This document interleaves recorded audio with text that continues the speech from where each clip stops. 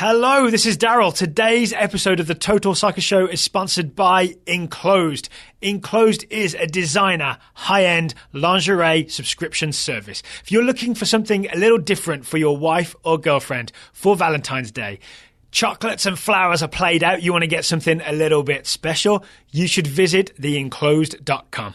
There you'll find seriously high-end designer lingerie sourced from around the world. So if you're ready to raise your gift-giving game this Valentine's Day, go to theenclosed.com and then use the code SOCCER, S-O-C-C-R, you know how to spell soccer, SOCCER, at checkout for $20 off any Enclosed gift.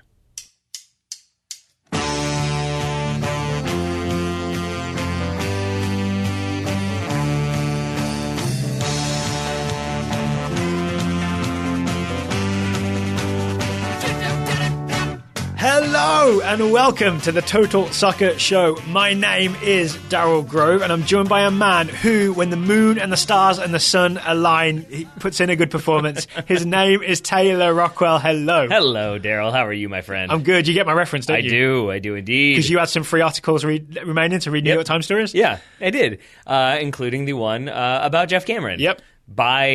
Not necessarily by Geoff Cameron, but it is a lot from Geoff Cameron's point of view. Mm-hmm. But it's mostly in the car ride back from a game after Stoke have lost. Yep. On the return to his home in Manchester. It's called Carpool Confessional. There you go. Yeah. And it sounds like he talked a lot about a lot of things. He certainly did. So he talked about, being an American on the Stoke team. Yep. Talked about how his teammates don't want to talk to him about the World Cup thing.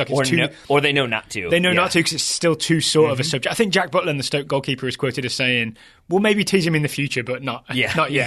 We tease him about other stuff. He's not but ready. Not that, yeah. He's not ready. But the big sort of news from it, the reason we're leading the show with it is that Geoff Cameron basically confirmed that there was a rift between himself and Bruce Arena. And I think you were the first one to spot this at the time of the Panama game, right? I was?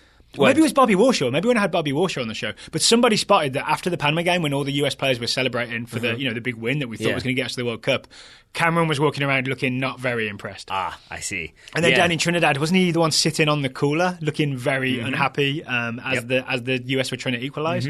So the body language was there from Geoff Cameron. Yeah, and so I guess it has always been Arena's argument that he thought Cameron was recovering from injury and that he wasn't fit enough to play. Cameron refuted that then and now by pointing out that he had played in the Premier League game before the international window, and so probably was good to go there. But then he went further to say that if Klinsmann had never been fired, he thinks we would have qualified for the World Cup. He definitely had some negative things to say about Bruce Arena, and it's worth noting Bruce Arena, in a veiled way, had negative things to say about him, as that article points out, in the coaches' convention in Philadelphia.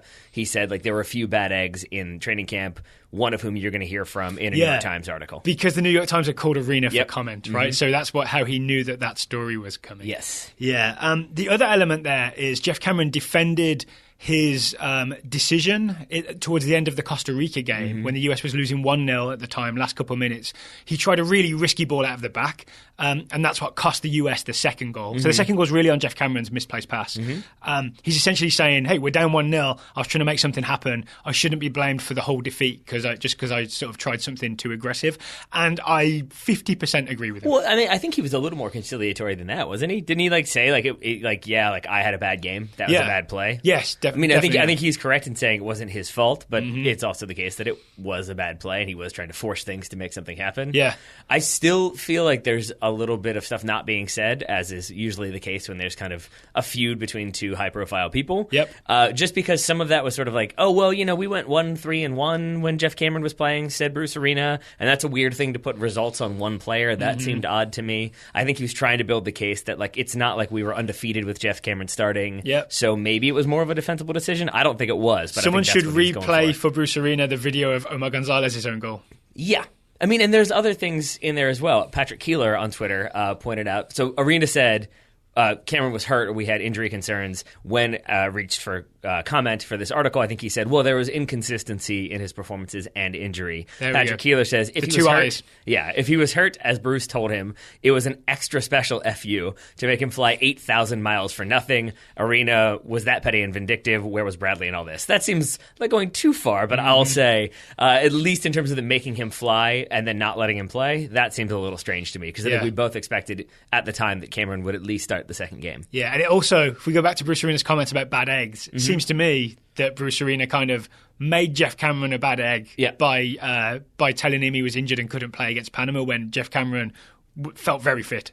Yeah, that's probably true. But it's probably also the case that if you're publicly saying that Klinsmann never should have been fired, and I think Cameron was one of the people who was one of the first ones publicly to say, like, thank you for all you did. I think it was like Cameron and Bobby Wood and a few other people. Yeah. So I'm wondering maybe if Cameron also, after Klinsmann was fired, wasn't maybe all in on the Bruce Arena bandwagon. Yeah. And that was obvious because he said, I don't think Bruce likes my bluntness. Oh, okay. All right. Well, can we move on from this? Because I don't want to live in the past anymore. I want to live in the future. Other than it was nice to hear Geoff Cameron talk about lots of different things, including what life has been like in England and how he enjoys walking his dogs. Yeah. That was all interesting. And also confirmation. Yeah. I'd always suspected this, but that Geoff Cameron, like many wealthy Stoke players, does not live in Stoke. They live in a wealthy suburb of Manchester and drive about an hour to work every day. Indeed. I say that if anyone's listening from Stoke, I'm guessing not because we're an American podcast. Stoke is one of the most economically depressed areas in England. So you can see these high-profile soccer players wanting to live elsewhere. So. Yeah. Okay, looking to the future of the US national team. We have some listener questions today, Taylor. Almost all of them are future-related. Okay, John Adams is the first question. He is. And I believe you've got it for me. Indeed. John Adams, I have a question about the Copa America Centenario in 2020. Is that what it is actually being called? I thought the 2016 tournament was to mark the centennial of the tourney, hence the name Centenario. Is this a Copa America in the style of the Centenario name continuation? Can we call it the Copa de Todos Americas instead? So this is an interesting thing. I remember we talked about the possibility of a Copa America 2020, Copa America Centenario 2020, when we were looking at, other things the US can compete in before the 2022 World Cup. We had a lot of people come back at us saying that was a one-off thing. That's why it was called the Centenario. It was only every 100 years. But we went to the coaches convention. We did. I asked Galati the question in his Q&A, are you working on a Copa America Centenario style tournament for 2020? His answer was a firm yes. This is being worked on. It hasn't been agreed. They are negotiating to try and make it happen. One quick clarification, just in case people get confused. It's not like Sunil Gulati is doing this. Like, he's part of that World Cup bid committee, but I think what he was speaking to... Well, no, as the head of US Soccer. Yeah, but I think the point there being... Still the press until Feb 10. Right, but I think the point is that even after he is no longer president, it will still be a priority for US Soccer, is all I'm trying to say. That it's not just Sunil Gulati is trying to make this happen. Yes, exactly. And it's also US worth noting that he also he had a similar comment about this. Like, the Copa America Centenario +4, I don't know what we'll call it, I think was a joke he made. So weirdly, it seems like the Centenario branding was good at the time, but a little short-sighted if you're trying to make this a regular occurrence. If anyone's really confused, Copa America Centenario is the regular Copa America South American teams, basically plus the best CONCACAF teams, which hopefully includes the US, and was hosted by the US in 2016. We assume would be hosted by the US in the future, at least for this 2020 version. We do. So if it does happen, which I really hope it does, because it's a good level of competition for the US, it's also good money for US soccer, right? Money in the coffers to host this style tournament. What should it be called? I mean, I think John is onto something with his name. I might even abbreviate it to just Copa Americas. I think that's fine. Just pluralize it. You just add an S to the end of the logo. You're good to go. That's really good. That's a little confusing. A little bit. Good. So I Google translated Copa de Todas Americas. It means the All Americas Cup, right? Which I think is a pretty good title. It still kind of leaves out the CONCACAF nations, like the Caribbean nations, for example. There is that. Yeah. You can't go CONCACAF CONMEBOL because that's way too many words. Yeah. Way too many words. I've got another suggestion. And Americans, like, dictating things in the Western Hemisphere has bad historical implications. So maybe we're not going to go that route. Yeah, let's start fresh and stop doing that. Yeah. How about if it was called Copa America, and part of the deal was that maybe there were fewer just South America only Copa Americas, and it became an actual Western Hemisphere wide tournament. So you're saying would you still have the Copa America? You just have it. This would more be the Copa infrequently? America. Oh, yeah. okay. So it would always be this from now on. And maybe not always in the United States. Maybe it's a thing that moves around a bit. But I think maybe the time has come to just sort of to bump it up and make this the Copa America. I'm not sure how like Brazil Argentina fans would feel about this, but the only logistical issue there that I can think of is that the team that wins the Copa America, that whenever they win it, that means they qualify for the Confederations Cup. If that thing even exists in the future, there it is may that. not. Yeah.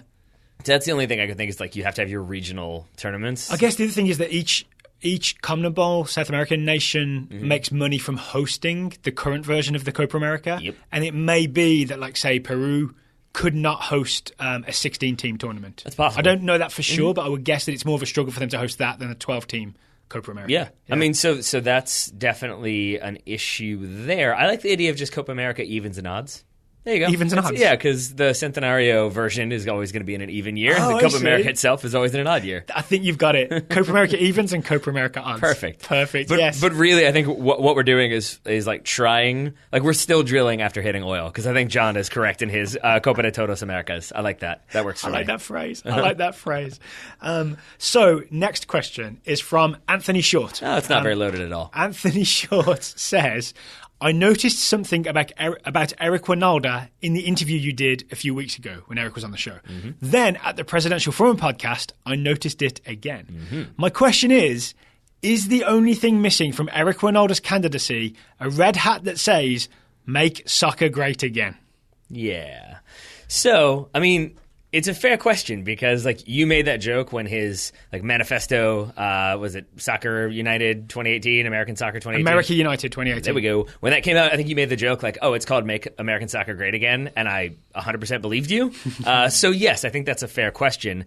I'd also say before we get into that, a little bit of a disclaimer. If you don't want to hear about politics on this podcast, or you're a big fan of Donald Trump and you don't want to hear people talk negatively about him, then maybe just go ahead and skip this. But I just want to say that because we're not going to go too into it, but you know, it's a question that deserves a response. Some politics are going to get intertwined here. I would say so. I assume. So maybe should we start by sort of playing devil's advocate and sort of making the case that Anthony is making, that Eric Wynalda's U.S. soccer presidential candidacy is very similar to Donald Trump's candidacy? Sure. I mean, I'd say if you look at the individuals themselves, they both sort of somehow were seen as like the everyman or a very like universal figure, even though they're very much not. Eric Wynalda is formerly like elite soccer player, played for the national team, has had all these experiences. Donald Trump is a millionaire with all these successes, but yet still kind of... I like how you didn't say billionaire. Resonates with lots of different people, and I think a big part of that is because they're both seen as outsiders. Yes, that to me, that's the key parallel. If you're determined to make this parallel,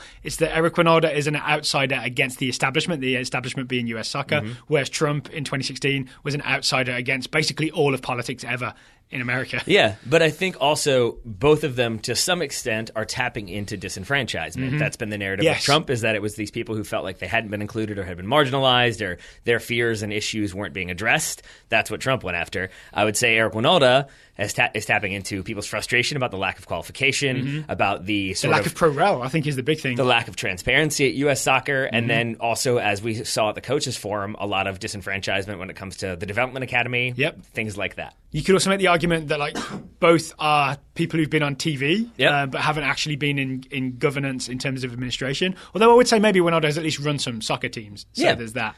And I would add... Any other parallels while we're playing... To be very clear, we're playing devil's advocate here to try and make the case. Yeah, and I would say the way Eric Wynalda has openly, aggressively, and consistently attacked U.S. soccer leadership, has gone after the status quo and the establishment and things need to change, that is about as close as you can get in a soccer world to drain the swamp. We got to change this up. We got to get this entrenched hierarchy that's been there forever, that is no longer in touch, that doesn't see how things are working. We got to get it out of there. We got to modernize. We got to adapt. One final parallel I would draw is that they're both getting people angry, or they're like gathering anger in support of them. I saw a lot of people who are very sort of ready for the pro-rel revolution, who are sort of all about Eric Wynalda, and a lot of people who were supporting whatever craziness Donald Trump was saying in 2016 really got het up for that stuff. Yes, and I think with that you can also see that stuff being racism.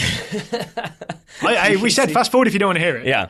I would also say that, like, even on like a smaller level, I would say Trump with the drain the swamp idea of, look, we got to get rid of all these regulations that are inhibiting business and inhibiting growth. Look at the way Eric Wynalda spoke at that presidential forum about how, look, regulation from U.S. soccer is limiting development. It's keeping you from developing the way you need to. It needs to be with you, the people, with you, the states. Yeah. That's how we need to operate. Okay, so I think it's now time to reveal that I really think that we can draw those parallels, but I don't think these are actual parallels. I think you can draw them, but I think the big difference is that Eric Wynalda knows soccer. Eric Wynalda has spent his life in soccer. He's played soccer. He's broadcast about soccer. He's run a soccer team. He's been a coach, all that kind of stuff. Donald Trump knows pretty much nothing about politics, right? This is the guy who did the healthcare. He talked about healthcare. Speaking like Trump now, did the healthcare.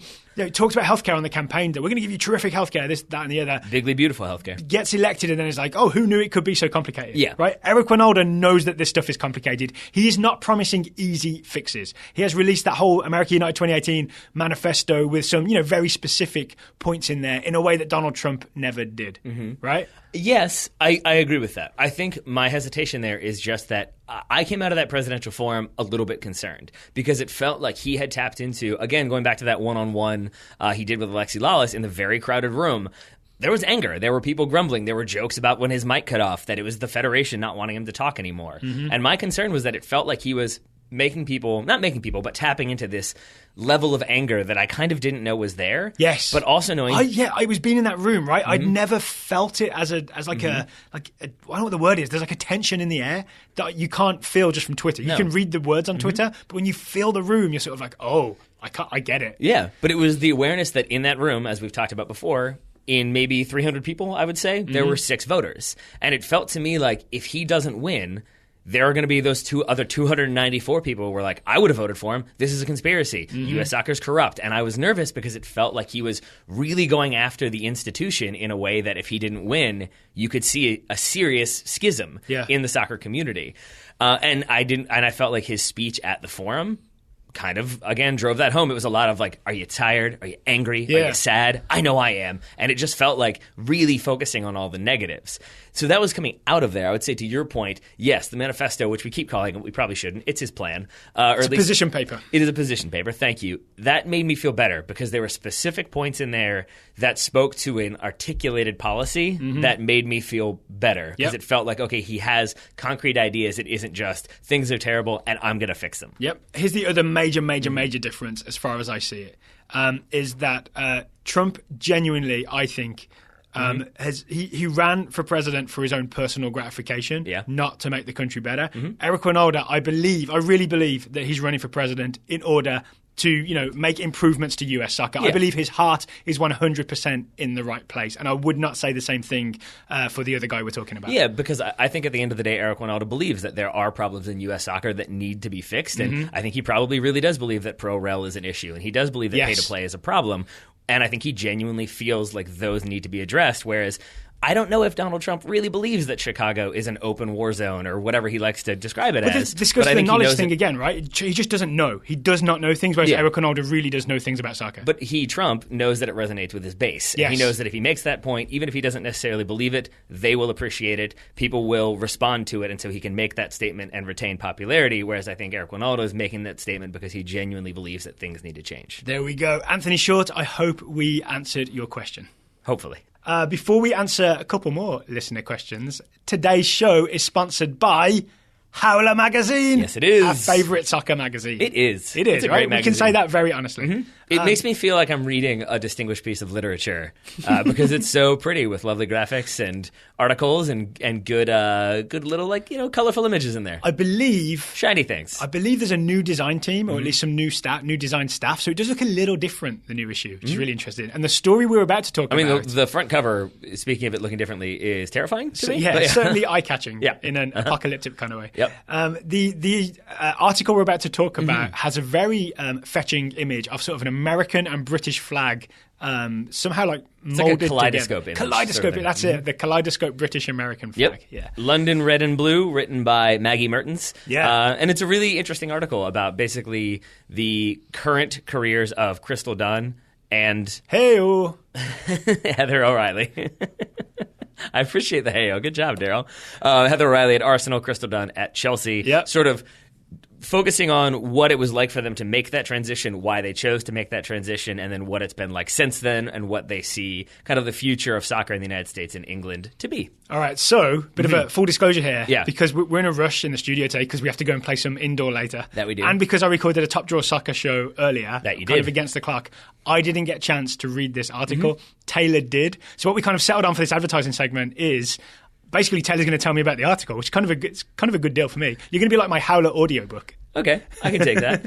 So, how did Heather O'Reilly and Crystal Dunn end up playing in England? Is the for example, is the standard of the English, is it called the Women's Super League, I believe? Yes. Is it so much more attractive now than the NWSL? Should the NWSL be worried about its status in the world? I have so many questions. I don't think so, because even they talk about, I think it concludes, I won't go into the full article, but it concludes with them playing each other in a WSL game, and the commentators are like, see, we're a good league. If these two people are choosing to play here, that means something. So it's still... Oh, so it means something to the Super League to have American Americans going over there. Yes. I see. That's interesting. So I don't think the NWSL needs to worry that much, except that I think for the fact that both of their narratives are very different in terms of Heather O'Reilly, near the end of her career, basically was like, I've never played abroad, I want to play abroad. And I think it was at her old... It's a good, healthy attitude. Yeah, I think it was at her old college coach is now the head coach of Arsenal's team. I see. And so basically she sent him an email and was like, hey, I'm interested in playing. And he was like, okay. And then it went from there. She played in a friendly, I think, and then from there got signed. Yeah. Whereas Crystal Dunn was courted. She was recruited. It was apparently conversations about what could be done to develop her game, both her strengths and her weaknesses. Oh, so they said, like, come here and we'll help you work on these things. But why couldn't those things be worked on in the NWSL? There seemed to be a veiled shot at Washington Spirit in there. I don't know if she meant for that to be the case, but it sounded like... There were a lot of players unhappy. I don't want to put words in Crystal Dunn's mouth, but there were a lot of players unhappy with the Washington Spirit ownership last season, right? Yes.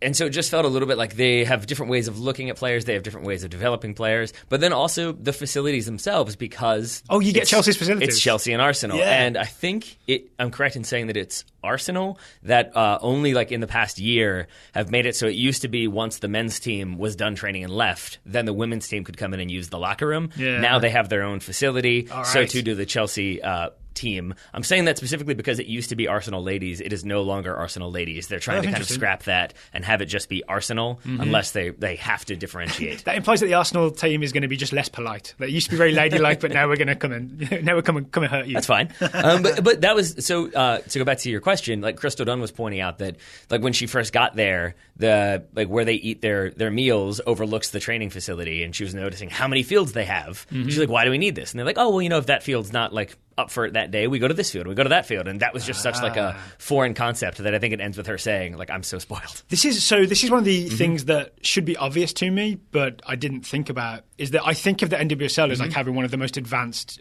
women's leagues in the world. I think it does. It does, but when the Premier League teams, the WSL teams, the Women's Super League teams in England, when they are attached to Premier League teams, so sort of richest teams in the whole world, right? Or among the richest teams in the world, you obviously get those facilities which are sort of above and beyond what the NWSL can provide right now. Yeah. And I think for both of them, it also, like, whether or not they wanted to admit it, like Heather O'Reilly was a Manchester United fan. She grew up a Man United fan. And she was like, it felt a little weird, but it's Arsenal. Like, and they both get free tickets. And for Crystal Dunn as well, she was like, it's Chelsea. Like, it is... Well, Arsenal, I think, should be giving away tickets right now. Yeah, that's fine. I wouldn't pay to watch Mustafi defend. I mean, we're currently watching Tottenham beat Man United, so I'm not going to talk about anybody doing anything. But... I mean, that is a draw. It is a draw as an American to be able to say, yeah, I play for Chelsea. Yeah, I play for Arsenal. That resonates. Yes. And if I'm being totally honest, if you go outside of like women's soccer fans or like maybe even slightly more than casual soccer fans, if I told my dad,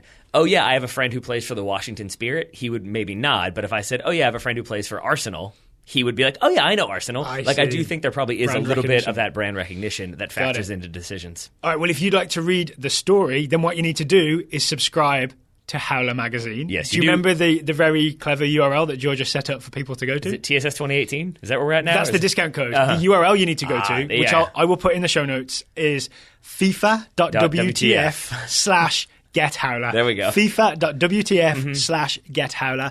Then if you use the discount code TSS14, because it's the 14th issue of Howler, you will get 20% off. That means you'll get a year subscription for $44, shipping included. Indeed. And I want to say thank you to Howler because in reading this article, Heather O'Reilly seemed very, very nice, but I really want to hang out with Crystal Dunn.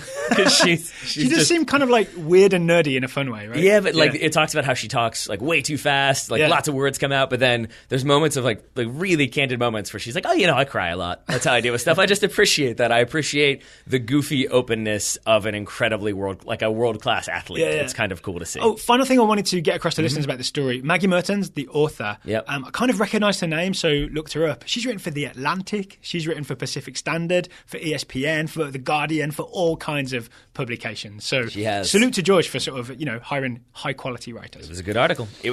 Back to the questions? Back to the questions. Next one comes from Brandon Masser. Daryl, this is more for you, and then I think maybe I see my name in the question. To chime in. All right. Would you rather see your club regularly compete for a title in the second division or struggle to stay up in the first division?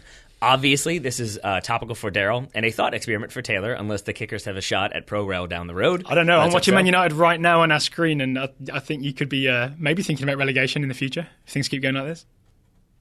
Anyway, as a Fulham fan, I've been longing for a return to the Premier League, mostly for the television coverage. But now that we can live stream from outside England, the calculus has changed a bit. There is something to tuning into each match with a real expectancy to win and even dominate. Have you, Daryl, had the same pause for thought?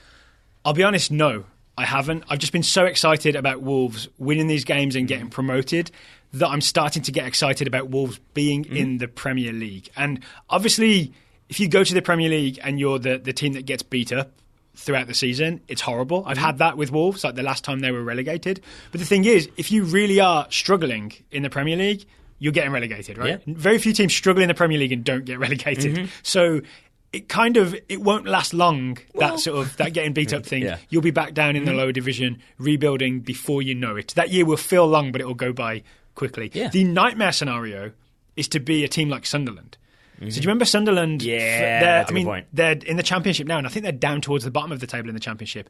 But for way too many years, they struggled in the Premier League, got a new manager around the new year, and then always finished like just above the relegation zone. But it was kind of ugly, and it was kind of obviously fun for Sunderland fans, the glory, the celebration of staying up when they finally got over the line towards the end of the season. But then just the cycle repeats the next season. Josie Altidore was mixed up in all this for a couple of years, right? That looks like the bad scenario to me. That looks like the worst possible version of all this. But it's also very unlikely that would continue to happen to any other team. Yeah.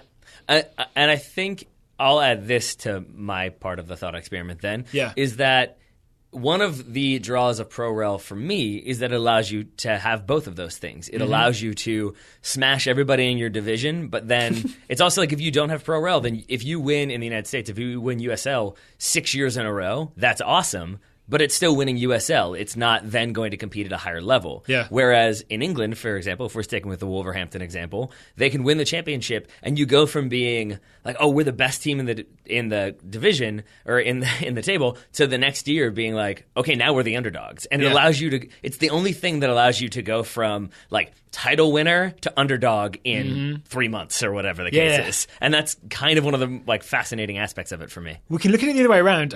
Brendan mentioned the possibility of ProRel and the Kickers. It's on the horizon a little bit, right? USL have announced, I don't think we've talked about this yet, USL have announced a Division 3 league starting in, I believe, 2019. And they've talked about the possibility, they've not guaranteed anything, they said they're open to the possibility of promotion and relegation between USL D2 and USL D3. So and the Kickers finished, I actually can't remember, did they finish bottom or second bottom? One or the other. One or the other of the USL Eastern Conference this past season. They're a team that would be in danger of relegation if there was relegation last year. So this is a realistic scenario for the Kickers in the near future. And I can tell you this, after watching every Kickers game in 2017, I would not be opposed to going down a division and winning some games for at least one season. I'd like to get back there again. But I understand the short-term gain of going down to win games. Yeah, and I think also if you are a club like the Kickers who maybe like are operating at less of a budget than some of the other clubs in the USL, then maybe it is like, yeah, we'll go down, we can kind of rebuild a little bit, we don't have as many salaries, we don't have to spend as much to compete, and then you rebuild a little bit and then you look to come back, or maybe you don't and you think this is where we want to be. But again, I think it's about then you have that opportunity to be like, no, this is where we belong, this is where we want to try to stay and compete. It would be interesting if they're like running away with USL D3 and have to be like, okay, now we're going to play our 12-year-old team. Okay, I've got one more thing on Brendan's question. He talked about how now there's the way you can stream championship games from outside the UK. You can stream championship games. I can watch Wolves anytime I want. It's kind of expensive. It's £7 per game, which is like $10 for a game, which is quite a lot on a pay-per-view type thing. The feed is not great. It's one or two cameras. There's no commentary. Sometimes it's out of focus. You know what I mean? It's by no means a really high standard. So to go from that up to an NBC Sports type production thing, I would much prefer the NBC Sports thing. Yeah. I mean, on top of that, you get to watch Wolves against quality opposition, which is the exciting part. It also means if Wolves are in the Premier League, I'm going to watch every game, obviously. I would see a lot more of other Premier League teams that I haven't paid that much attention to. Yep. You know what I'm saying? Like, I would have a better grasp of what Newcastle are doing under Benitez if I watch a game really closely as I would watch Wolves Newcastle, if that makes sense. And then the other thing is, you get some analysis. There'll be match of the day analysis of a Wolves game. There'll be sort of Sky Sports Monday Night Football Gary Neville analysis of a Wolves game. They'll probably be focusing on the other team, like Arsenal, but at least they'll be involved in the analysis in some way, right? So you just get more attention on your team, and all of that is much more worthwhile. And this is why, at the end of the As a day, fan. I've never been against pro rel by any means, but I never kind of thought it was a realistic possibility, which is why I think we didn't talk about it as much. It feels like now more than ever, it's closer to being a realistic possibility, if not a possibility, if not a reality. And so with that for me comes like thinking about if the Kickers, yes, we talked about they had a bad season last year, but historically they've been a very good team. And the idea of suddenly like the Galaxy or LAFC or New York or whomever coming to town is suddenly this like, whoa, that would be amazing. I want to see all those young kids at FC Dallas or Real Salt Lake come through. And it would be amazing to see them battle. I went to see the Kickers against the LA Galaxy in the US Open Cup. So I was really excited to go see Landon Donovan and at the time Abel Xavier. That's weird. That's weird. But yeah, so the idea of getting to see that week in, week out, like see them, that team that has fought their way up, compete against all of the top talents in that particular league. Yes, that definitely appeals. Also, a couple of people had tweeted this at me, so I just want to mention it. Wolves have signed Diego Jota on a permanent deal after him being on loan. It's weirdly not that exciting for me because we kind of expected this to happen. Wolves are doing a very much try before you buy loan deal thing this season. Look at you. You're just getting used to money over there. It's no big deal. We've just signed him. Yeah, of course. That's what we were expected to do. It's raining yen. We threw some millions at him. That's all it took. One more question on today's show. You got to do this to me for years because whenever I would complain about Man United, you'd be like, "Oh, it must be very tough to support a really rich club." I mean, we'll see what happens to Wolves next year. It may not be. It may not be plain sailing. It worked out well for QPR. Don't. Okay, final question on today's show comes from Scott Ely. This is about the presidential election again. Scott says, in your US soccer president candidate omnibus, which is a great title for it. That is the correct title, yeah. Someone else suggested it be called the Presidentacular, which is also a good title. Oh, that. In that show, you mentioned things like one candidate, quote, throwing their vote, unquote, to another candidate, and about the requirement of securing more than 50% of the vote to win. We did mention those things. Scott says, I'm confused. How exactly does the voting work? If no one gets more than 50% on the first ballot, will there be a runoff between the top two vote getters? Will there be a massive round of vote swapping? All caps, how exactly does the voting work? Thanks. It ends friendly. Yeah, I appreciate that. So I can't tell you exactly how it works because, if I'm being fully honest, I have not researched like the specifics of the election process. We should do for next week, though. I think we're definitely going to. Don't worry. Probably sooner than that would be my guess. In the meantime, what I can say is my understanding, which is essentially that you have to have a majority in order to be elected. So if Kathy Carter in the first round of voting has 46%, then nobody's won, and basically all the candidates are still alive. But now I think there's going to be that window for a little bit more politicking, a little bit more, hey, how about you vote for me? Maybe this happens. Maybe we give you this. Maybe this incentivizes you to vote for me. Or what you might have is me as a candidate, I'm probably not going to win. I only got 10% of the vote. Daryl got 42% of the vote. Feels right. So you come to me and say, hey, I'll make you this, or hey, how about this? Or maybe there's a little bit of back and forth. Or maybe I just really like Daryl and I say, all right, I'm not going to win this. Obviously, I want everybody who supports me to support Daryl. So you make he gets that. You make that known to the people who vote for you. You make it known that now your preferred choice is Daryl. And that's how Daryl becomes president. And obviously, first thing I do is remove term limits. That's fair. As all newly elected dictators do. But I think it's also worth noting, just, to be clear, that I don't imagine that if – I'm going to go with us again. If I'm the candidate who's decided I'm not going to win, it's not like I'm going to take the mic and be like, I am withdrawing and putting all my support for Daryl Grove. Like, that's not going to be a public thing, I don't imagine. But it will probably be like Kyle Martino is withdrawn or whomever. There'll be some conversations. I bet there'll be some sort of not behind the mic announcements, but conversations that everyone will very much be aware of. It's worth pointing out to it's also worth pointing out really fast, that I just used Kyle Martino because that was the name that came first in my mind. I imagine he will not be one of the people to pull out, at least not early. So that's one of the big things here to Scott's question is there is no runoff between the top two. No. There is no sort of mechanism to ensure that someone gets a majority. We are essentially relying on the whatever the opposite of stubbornness is, the flexibility and goodwill of some candidates to drop out of the race and ask their supporters to support someone else, right? And even then, apparently, you can still vote for that person if you just decide it's Winograd for me all the way. Even if he says, I'm out, you can still vote for him. Mm-hmm. It's just that we're obviously never going to advance because we'll keep getting the same result where there's no 50% majority. Yes. We could have a nightmare scenario where everyone gets really stubborn, everyone sticks to their guns, and we just do not elect a US soccer president on February 10th. Which, I mean, that's happened before in the history of politics, obviously. I think Warren Harding, to get the Republican nomination, was like, they were on like the 8th round of voting, or maybe even more than that, like the 18th or something. It took forever to finally establish that candidate. So hopefully that does not happen. Mm-hmm. But there has been talk of candidates teaming up a little bit, right? And that's where I would say the best example I can give, or the best analogy would be, I guess, like a British coalition government, when you have to basically have the coalition to establish a majority. Mm-hmm. So then you get two parties that maybe don't always necessarily see things the same way. Say the Conservatives and the Liberal Democrats. That would be one. 2010. Exactly. Yeah, and suddenly Nick Clegg is in there. Mm-hmm. Odd. But I think that's maybe what we're potentially looking at, is two of the candidates getting together and saying, look, we don't want this other side to win. Say maybe like the establishment side, if we were going to label them something. Well, I mean, let's not dance around it. There were quotes from Kyle Martino and Eric Wynalda, both sort of saying independently of each other, that they would not be opposed to teaming up in some way. They're deliberately non-specific, deliberately weren't saying like who would be the sort of the upper and lower candidate in that scenario. But essentially, it seemed more like a promise that they just weren't going to be gunning at each other and then let Kathy Carter or Carlos Cordero win. Exactly. Because I think if you come out publicly and say like, nope, we're never going to combine, we're never going to work together, then you've kind of boxed yourself in. You've got to leave that possibility open. My guess would be that neither of those two candidates, Martino or Wynalda, really is planning on this happening. I'm sure both of them are planning on winning outright. Yeah, you play to win, right? Yeah, exactly. Yeah, play to win. Yes. There we go. And then the other interesting one would be... In it to win it. The other interesting one on the other side would be Carlos Cordero and Kathy Carter. Yeah. If one of them decides, look, this isn't going the way we thought it was going to go, but we don't want things to be too drastically changed, so maybe one of them supports the other. I don't know how much sway that would carry, but it will be interesting to see. We don't know the relationships, do we? We don't know who's friendly with whom and how that all could play out. It's going to be interesting what happens February 10th. Yep. Is the understatement of 2018. It is. So I think right now what we're looking at doing, you and I, is maybe being in studio for when the election happens. I don't know if that will be streamed or what the process will be. It will be streamed, I believe. There we go. So maybe you and I will be in there, and then we'll record some sort of show afterwards, or we'll post some live updates. We'll make sure we're fully stocked on coffee, because it could be a long day. It could be. If we go to multiple rounds of voting. And I'm excited.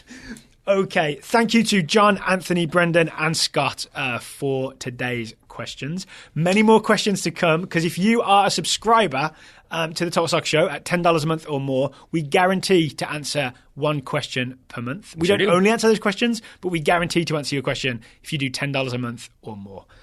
If you're a subscriber at $5 a month or more, you join the Total Soccer Show Scouting Network and you get a player to scout.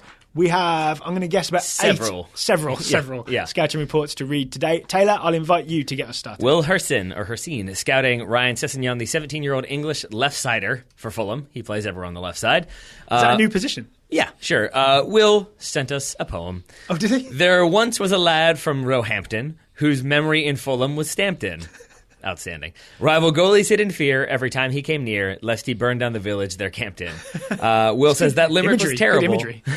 That limerick was terrible, but only so many words rhyme with Roehampton, so whatever. New year, same old Cess, 5 games, 6 goals, 1 assist, and a price tag that will easily clear £60 million this summer. Fulham are now in the playoff spots, and their club chairman announced this week that Cess is going nowhere this window, which is unsurprising to say the least. A reminder, he is 17 years old, and he's doing it in the Championship, which is a really high level of play. Yeah. Okay. I'm trying to downplay it to maybe drive that price tag down a little bit. So when Man United inevitably put in that bid. Sam Mohan-Lewin is scouting Gboli Aribi, the 22-year-old American winger on loan at Northampton Town, which almost rhymes with Roehampton. He's on loan at Northampton Town from Nottingham Forest. The name again is Gboli Aribi, American. After a long and confusing transfer window, Sam says, Aribi has finally found himself a temporary loan deal with Northampton. He spent the first half of the League One season at the resented MK Dons, to give them their full title. But after signing a similar player, they decided to cut Aribi's loan short, despite him scoring 7 goals in 28 games. Upon returning to Forest, he was promptly loaned out to Northampton, another team struggling in League One. Mm-hmm. Ryan Marzak scouting Josh Onoma, the 20-year-old English midfielder for Aston Villa on loan from Tottenham. Tottenham decided not to recall Onoma back to London from his loan, which is good for Villa fans given that Steve Bruce continues to use Josh regularly in the stretch run of the Championship season. Villa still in the playoffs, I believe, but hopefully not catching Wolves. Tom Miller is scouting Leon Bailey, the 20-year-old Jamaican winger for Bayer Leverkusen. Your Wolves are safe, buddy. Don't worry. This is a long one. This is fascinating. Okay, so this is Tom about Leon Bailey. Sort of sad. Very dramatic. 20-year-old Jamaican winger for Bayer Leverkusen, teammate of Kai Havertz. Mm-hmm. Tom says, Bailey scored his 10th goal of the season in a 2-0 win over Mainz on Sunday, taking Leverkusen up to second place in the demolition derby that is the Bundesliga table below Bayern this year. That's good. Transfer rumours are predictably linking Bailey to the likes of Arsenal, Chelsea and Man United, but more interesting is the developing saga around his national team loyalty. He has played 1 game for the Jamaica U23s and on Monday told the German newspaper Bild, quote, "Which country I play for is still open," unquote. Other potential suitors include England, Belgium and Germany. His rootlessness may have something to do with the fact that, to get around EU visa requirements as a 15-year-old youth player, Bailey's stepfather bought him for a trial to Genk and then abandoned him in Belgium, forcing the club to ensure he went to school and trained with the team. The club and Belgian authorities were not amused when his stepfather showed up 4 months later, claiming to have been kidnapped in Mexico and left for dead in the desert. You can't make this stuff up. Insane is what I have to say about that. So this is probably Bailey's dad sort of seeing... Stepdad, seeing a loophole? Yep. That would allow his 15-year-old Jamaican son to get some sort of Belgian residency. Yep. Yeah. And then abandoning him. And then coming back, I'm guessing, when he made the team? Not great. Yeah, I mean, it's not as bad if Leon Bailey's in on it and they agreed to this sort of plan beforehand. Yeah. Right? It's if he actually did abandon him and just hope for the best, then it's criminal negligence, right? And maybe also explains why suddenly he's keeping his options open for whom he wants to represent at international level. This is like when the Oasis brothers, when their dad suddenly turned up after they became famous. I think that happens a lot. Yeah. Lewis Grafe scouting Joshua Kimmich, 22-year-old German right back for Bayern Munich. Kimmich has been playing excellent the whole season with 3 goals and 9 assists in 22 games. Excellently. Yeah, that's fine. Which is pretty good. I'm going with what Lewis wrote. Thank you. I'm telling Lewis, it's excellently. Hey, I don't criticize I'm the Stannis grammar Baratheon of the the Total Soccer Show. You're a less good Stannis Baratheon, which is pretty good for a right back. In his last game, a 5-2 win, he conceded a penalty, but made up for it with an assist. Lewis says he thinks at the end of the season, it might be time for him to scout somebody else. Yeah, Kimmich is getting into sort of super-duper territory, right? Where maybe he's not... he's too good for the Scouting Network, basically. I left off the part where Lewis said he's probably the best right back in the world, if not one of the best right backs in the world. He very well might be. Yes. I think people who don't pay as close attention to soccer as the soccer nerds who listen to Total Soccer Show, including us, do, I think will recognise Kimmich as the best in the world, maybe after the World Cup. I'd say so. And after Kyle Walker. Also that. Of course. Konstantinos Kaliagas is scouting... Always got to get those in there. Georgios Antzoulas, the 17-year-old Greek centre-back for Asteras Tripolis. Konstantinos has had some laptop issues, so he apologises for the delayed report. But Georgios has finally made his Asteras senior team debut, coming on as a second-half sub in a 1-0 loss to Atromitos in the Greek Cup. He came on with his side down a man, but was unable to help spur a comeback. Pavlos, my friend, if you're listening, let me know how my pronunciation was. So too can our next contributor. Stijn Maschelijn is scouting Charlie Musonda, the 21-year-old Belgian midfielder on loan at Celtic from Chelsea.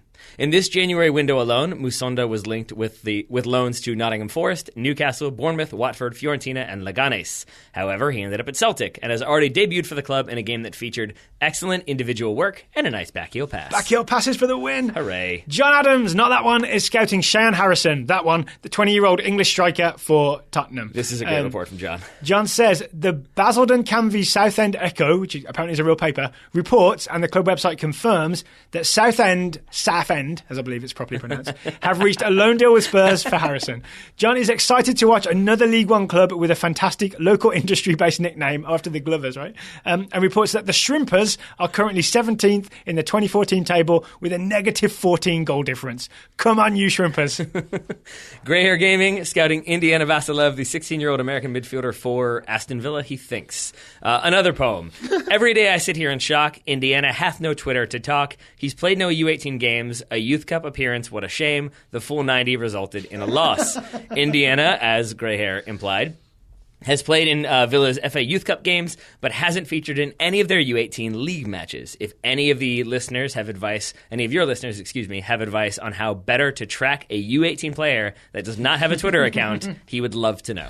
Mr. Greyhair Gaming, I would say stick with it because Villa was sort of all in for Indiana Vassilev. He's an exciting teenage American, and I think he's only recently arrived at Villa, right? It's only been a few months, so give it time for him to settle in. He will end up playing for their U18 team at some point. He's just younger than most of their U18 players at 16. Yeah, I'm trying to figure out a Football Manager joke here, implying that Grey Hair Gaming has never heard of it, but I couldn't think of one. So I just figured I would just talk it out instead. There you go. Yeah. It almost worked. Yeah, sure. Jeff Markman is scouting Jeff Rainier Adelaide, the 20-year-old French midfielder for Arsenal. Jeff says, amidst the surprising flurry of activity on the red side of North London, the Jeff was sent on loan to Ligue 1 side Angers.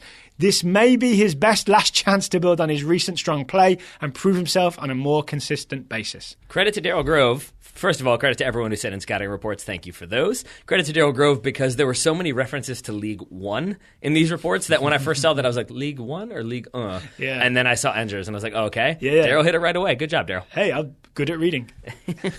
I read good. You do read good. I went to a school for kids who read good. It's tiny. So thank you to everybody for the scouting reports today. If you'd like to join the Scouting Network, it is totalsoccershow.com/join. If you've already joined and you're waiting for a player, again, I always say this, but please email me, Daryl, D-A-R-Y-L, at totalsoccershow.com. Scott, I got your email. I'm sending yours as soon as possible. I have an important question for you, Daryl Grove. Yeah. Did you see Zoolander 2? No. Nor did I. And I did love Zoolander 1, but everything I've heard is that Zoolander 2 is awful. Yep. So I was hoping you had seen it so you could confirm or deny that or explain why it was so Can't bad. help. I mean, I honestly think of myself as someone who is not suckered in by sequels. Unless it's kind of a trilogy type thing, and there's definitely a story arc across 3 movies, I don't think you have to go see the sequel, right? I don't know how I feel about that, Daryl. I have been brainwashed by honestly, by for the something trailer like industry. Zoolander, I wait for the reviews, right? I wait to see. I know I love Zoolander, but then I wait for the Zoolander 2 reviews, and I'm like, Metacritic says no. I'm not going to waste $10. Yep, Yeah? I'm with you. Seem fair? That's why I still haven't seen it, because I was like, maybe I'll see that. It felt a little strange for it to come out when it did. And then when it got like 10% or whatever on Rotten Tomatoes, I thought, maybe not. Maybe not. Oh, final thing. I've got a correction from yesterday's show. We said that Zlatan, 36 years old, going to the LA Galaxy, and then we said, Ashley Cole's not that old. Turns out, Ashley Cole is 1 year older than Zlatan. 37-year-old Ashley Cole will be the LA Galaxy's left back this season. Yep. And that's still 3 years younger than Geoff Cameron intends to be when he retires from soccer. Yeah, he said he's going to play till he's 40. Bringing it full circle. I have the same goal, at the very least. As do we all. Yeah. Oh, speaking of, better get on with this because we've got our indoor game to get to. Taylor Rockwell, thank you for taking the time to talk to me today. Right back at you, buddy. Listeners, thank you for listening. We do hope to have a special episode for you tomorrow with a US soccer presidential candidate. So check in late on Thursday for that episode, hopefully. Inshallah. Inshallah. Listeners, thank you for listening, and we'll talk to you again tomorrow.